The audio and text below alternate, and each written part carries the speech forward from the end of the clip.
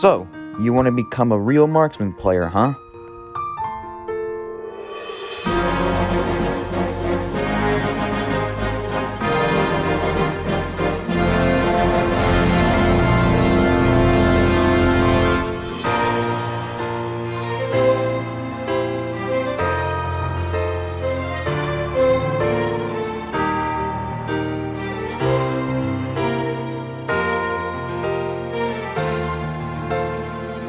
Greetings to all, and welcome to the Marksman tier list video. I do apologize for the inconveniences of how long this thing took. Some of the clips while trying to explain things, so basically, in short terms, the background games, some of the files were corrupted, and I had to redo some games and just go from there. But anywho, enough of the waiting. It is now time to discuss my personal tiers of the Marksman class. There are 5 characters, them being Hook, Flare, Rambert, Gumi, and Robin. If you want to see more of these videos, which I'm sure you are, because, not gonna lie, this is the game that a lot of views get, hit that like button if you wish to do so, and hey, consider subscribing. It's free, and you're coming back anyways, but, you know, I'm not gonna force you to. And let me know in the comments which tier list I should do next. We have 3 more roles, being Support, Specialist, and Vanguard. Without further ado, enough talking, and let's get into the tier listing, shall we? We're going to start with the basic and OG and the only marksman when the game was first released, and that is the Pirate Captain Hook. Now, Hook wields 2 pistols that shoot in a straight direction, and her skill is that she can do a barrage of bullets and do massive damage, if they connect. The only problem is that her shots are linear, meaning they only go in a straight line, so it's easy for your opponents to sidestep and then punish you from there. However, you have to play within your opponent's mind. Sometimes you can change direction while in the air, and you can even use your ultimate as a parry or like super armor, because that's what it does for a brief second. But what her ultimate actually does is that it summons a parrot drone and can do additional damage, basically kind of like a support to, kill your opponents faster. The abilities she has can benefit from speed and damage when using her ult, her basic movement speed herself, skill cooldown, and ultimate gauge buff, meaning she can get it faster. Now, the ones I would recommend are definitely the ones where she can recharge her skill after every basic attack, and the ultimate one, given because you can spam your ultimate and skills, and it's pretty hilarious to see how angry your opponents can be. The map she favors in duels is definitely the L map, because the one with the flat fire one gives her a disadvantage due to not having enough space to work. Well, she has enough space to work with, but it just makes it easy for your opponents to sidestep. So basically what I'm saying in duels, if you get the L map, you kind of have an advantage because your opponents don't have enough space to try to dodge your bullets. So with that being said, if one map is great and the other is garbage for her, we're going to put her as a C tier for duels because, marksmen aren't that much good in duels anyways.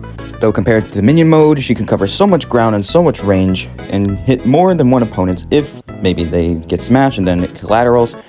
You can cover so much damage and rack up as many kills as you can. So in Dominion mode, she would rather be an A tier, and so A tier and then C tier. Overall, I would say she's like a low A to a high B tier. So if you want to have fun with her, give her a try in Dominion mode. Don't do duels. It'll be painful. But hey, if you got guts, then go ahead. Try it. Oh shoot, look what we have next on the list. Everybody's favorite furry, who caused them to go insane and have some negative and disgusting thoughts and memes in their mind. Hence, one of the characters that made this community so corrupt to where the point that the game is barely even played. Am I wrong or am I right, Tristana? Or should I say, lick it up? Anywho, throwing that aside, Gumi is a Kumiho who wields a fan that can deal a ×2 hitting attack of, I'm gonna call it butterfly powder. But she's not that great when it comes to 1v1s, depending on who the character is. Like the matchup knowledge, you have to know. Like right here in Master Cat, it's probably most likely a hard loss, mainly because I never played against a good Master Cat, or can't be Master Cat, as a matter of fact. Just waiting for me to screw up and then just get the advantage by using the ground skill and yada yada. But anywho, her abilities can affect cooldowns, ult gauge when revived. Basically, her ultimate ability is key to using her if you're going to play in duels, because if you get at least 1 stack of the butterfly effect and you hit somebody with it, you can basically just insta recharge it and just basically chain it over and over again. Now, Gumi, like Hook, her shots are linear, so basically it is a bit easy to sidestep and can cause great punishes if not aware. Both ground and air skills have big range. The only problem is that they nerfed Gumi before with the way she is now. The cast time would be so much faster, but now it has like a bit of a startup delay, and you just have to time it correctly to get the damage and the stack if you are not using Ace in the Hole. But if you're using the ability Ace in the Hole, skill damage is increased, but however you do not get the stack, and it'll be a little troubling to try to get some combos and damage to rack up. And also, just like Hook, she favors the L map because the flat map gives her opponents, enough space and enough room to try to predict her attacks and movements, whereas the L map, like Hook, they don't have enough space to try to figure out what the opponent's going to do. So she is going to be the first ever D tier in this series because, she doesn't have, good defense, and she's very vulnerable when doing certain attacks. Compared to Dominion though, her attacks can actually pierce and hit more than one opponent, making her a really high valuable character when it comes to team modes.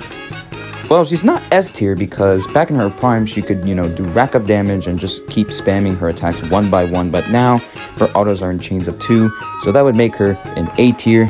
So basically, if she's going to be a D tier in duels and an A tier in team modes. Overall, she's actually a really fun character. Just have to get used to how she works and her time startup delays with her skills. Basically, overall, she's a B tier. She's not a bad marksman overall, so hey, give her a shot. You never know how fun you'll have with her.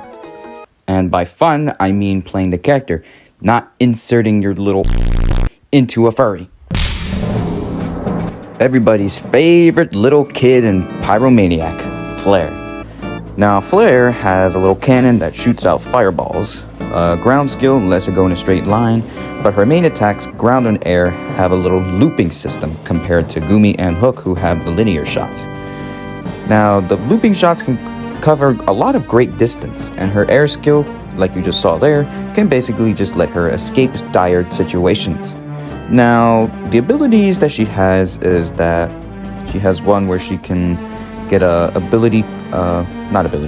skill cooldown with ground skill hits. It is better for team modes because, you can basically just insta refresh it.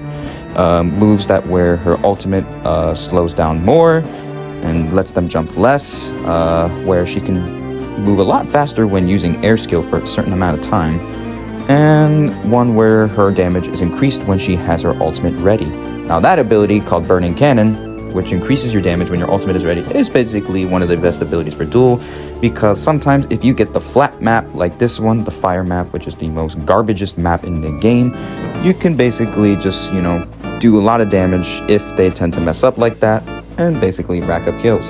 And one thing I forgot to mention is that Flare's ultimate does give her super armor for a brief amount of time. So basically you can use it like a parry, or just use it to set up a nice, amazing, funny little strategy. However though, in duels, she's more of a C tier because though she does have a looping system and her shots are kind of hard to hit if you don't time it correctly, unlike Hook and Gumi, which separates them from Flare, she has a looping system and you can basically time your attacks however you want, where you can still do air skill when you're about to hit the ground and deal damage from there. Whereas in team modes, she benefits a lot, meaning you can hit a lot more people, gain more distance, shoot from the greater distance to do more damage, rack up those skills with the one-shot left ability and refund that skill cooldown to possibly refresh it instantly if you hit more than one person. Most likely 3, but sometimes hitting 2 also works. And another ability that would really benefit from team modes, mainly Dominion, is her ultimate ability. I keep saying ultimate, but it's actually called the rare ability, where after she uses her ultimate, her basic attacks become inflamed and can summon those AoE circles that can deal damage and slow them down. So basically in team modes, she's an A tier. She's not S because she's not as good as she used to be, but she still can rack up a lot of damage and kills if played correctly. And basically overall, if you're doing an A tier and a C tier, overall, just like mainly most of the other characters, she's a B tier. So she's fun. I'm not sure if you guys have, but I've definitely seen a ram shoot before. Yep, we have Rambert the Lone Ram. He's got one of the coolest weapons that a marksman could ever have, a shotgun. The only problem is that it only benefits in close range. Though it may not be really good at long range, however, due to the projectile size being in a cone shape, it can cover great distance and deal minimum damage, but if up close, you could blast them into the blast zone and basically just rack up so much damage and kills and annoy your opponents with a bunch of baz. Boy, I'll do my best not to say that again. Good lord. Anywho, throwing that aside, so Ram's skills, both ground and air, are basically just him charging into the opponent. If used in the air, it'll do a little startup delay and he will charge straight down forward into the opponent. If used by a ground skill, he'll just charge forward with a little bit of distance and then you can do a little follow-up attack with an air auto. Basically, that is the basic combo for Rambert. If you use wake-up attack, you'll just see a bunch of bullets rain down on the opponent. And his ultimate, as you saw a few moments ago, is a dynamite, normally used to evade attacks, but you can also use it to push opponents and pressure them when they're at low HP. And his abilities benefit damage if you hit a ground skill, the amount of ult gauge you have to charge up the ultimate, and other damage abilities that I'm too lazy to list of right now. In my opinion, I would say the only problem he has is just his big old hitbox, because he is a big sheep after all. He's got to take care of his flock and, you know, from the big bad wolf and stuff.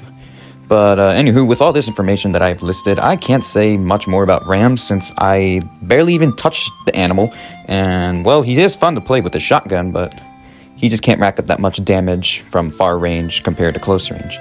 But anywho, with that being said, in the duel, I put him in the A tier because, hey, even though he is much versatile, he is pretty useful with his kit and the rams and the use of the dynamite. Whereas to Dominion, I would also put him as an A tier because, hey, team modes, more fun, more funny objectives and whatever. And so basically overall, he's an A tier. One of the best marksmen in the game. He is pretty fun. So go annoy your opponents with a shotgun and just keep blasting them. And our final marksman of the entire marksman roster as of right now is the funny bow and arrow guy. Another crutch character famous for being annoying is Robin, aka Robin Hood. Now, Robin has basically one of the most basic kits that a new player could honestly just master within like 3 minutes. You got his ground auto that can cover like medium range distance from ground distance, I guess. But and his ground skill is in 2 variants. A, just use it and you can do 3 quick shots of his bow and arrow. And if you have the certain ability on, it can do more damage and pierce and go through more opponents. Now, his other variant is the charged ground skill, which unleashes about at least 5+ arrows, doing a barrage of damage and racking up so many kills with it. His ult is basically an invincible dash that can, well, it's not invincible since they nerfed it actually, where you can just basically dodge and do a big attack with this bow. Now, the abilities he has is that he can move faster when picking up an item, his ground skill doing more damage and piercing, more attack when he hits with a basic attack, or basically just any attack at all, which stacks up to 35% I think at when level 5, and other abilities that I'm too lazy to list. Robin can benefit both gameplay from both maps, the L map and the flat map. However, in my opinion, I would say the flat map would better recommend him because he has a lot of versatile moves that can reach across almost the entire map. Well, not the entire map exactly, but it can reach great distance. The L map, as you can see, kind of has a little bit of restrictions to his free range and his big damage inputs. Though unless if you know the matchup knowledge and the ways around the map, then you could probably secure the win in no flat time. However, you can see I am struggling here because 1, I don't play Robin too much. 2, I'm playing a Javert, and I hear this character is getting slandered to the ground. Though if you remember back that Robin was one of the most complained characters back in the OG days before the community started devolving. I'm sorry for your new viewers, but hey, I can't, hide the truth from you all because I stand true to how this game is dying super badly. And if you fought a really great Robin player, not me obviously, then they'll be a pain in the, because they'll be like using their kit wisely, like with the charged ground skills and the alt mix-ups. They're insane. Speaking of which, in team modes, Robin could benefit a lot more with that piercing ground skill ability, racking up so much damage and kills. And basically, he's just a really powerful marksman. Probably the best marksman out of all the marksmen out there. He may not be as broken as he was in Prime, but I'd say he's still the best out there. Double A tier. So basically, overall, he's an A tier. Definitely have fun with this basic kit guy. Trust me, you'll love making opponents like, they'll emote out of anger and they'll start taunting you and, well, boom goes the dynamite. Mom, are you freaking kidding me? Well, and there you have it. The tier list of all 5 Marksman characters. I know I'm probably a bit inaccurate due to me not playing the game as often anymore because... well, do I have to explain that? But anywho, I hope y'all enjoyed this tier list of the Marksman characters. I'm kind of not sure if I'm going to do the rest of the roles, which I said are Vanguard, Specialist, and Support, given that this game is just super imbalancing and really bad. Like, they gave Master Cat another buff, which I am not happy about, despite me maining him. But we'll see what happens when Dev PK and the other croonies just keep unbalancing this game.